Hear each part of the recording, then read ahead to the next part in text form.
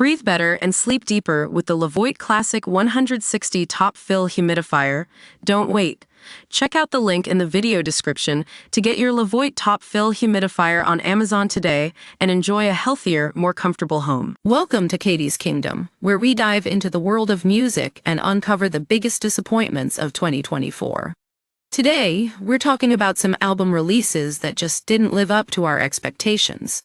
First up, let's take a look at State Champ's self-titled album. State Champs have been a staple in the pop-punk scene for years, but their latest release feels like an obligatory one. It's a straightforward album with no real attempt to innovate or push boundaries. As a result, it's hard to see what inspired this direction.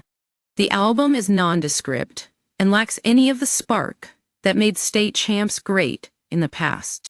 Next up, we have Sum 41's farewell tour, which unfortunately didn't quite live up to expectations. Their double album attempts to isolate their pop-punk and metal sides, but it ends up feeling like a mess. The band is trying too hard to prove themselves, and the result is an awkward, disjointed listen that fails to impress.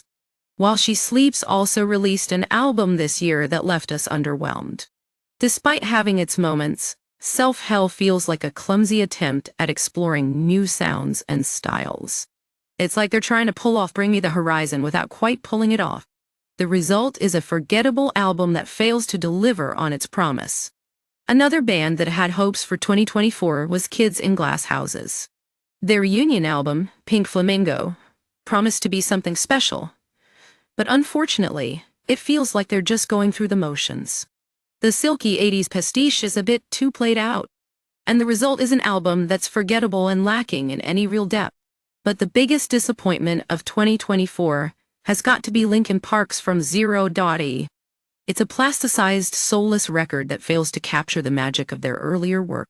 The album is stripped of its musical intricacies, leaving it feeling bland and uninspired. With some of the band's most iconic songs missing from this release, it's hard not to feel disappointed. Moving on, we have Girl in Red's latest album, which promised a new direction but ultimately fell flat. The bubbly production and Larson's infectious personality didn't quite translate to this record, leaving us feeling underwhelmed. Zara Larsson's Venus was another disappointment, with the singer's most cohesive album yet failing to deliver on its promise of fun and likability. With the usual flirty production missing from this release, it feels bare bones and forgettable. Last but not least, we have Gracie Abrams' The Secret of Us, which promised a brighter sound but ultimately felt stripped of its musical intricacies. While some tracks shine with straight acoustic guitar, the simplistic instrumentation makes songs blend together. With a newfound fame comes pressure to innovate, but for now, this album just doesn't cut it. Katy's Kingdom has been covering Katy Perry's comeback album 143, and unfortunately didn't quite live up to our expectations either. The formulaic instrumentals and cringeworthy lyrics left fans feeling burned once again. With a huge comeback expected from this release, the disappointment is even more palpable. That's it for today's episode of Katy's Kingdom. If you're disappointed by these album releases, don't worry, we are too. But hey, there's always next year to look forward to.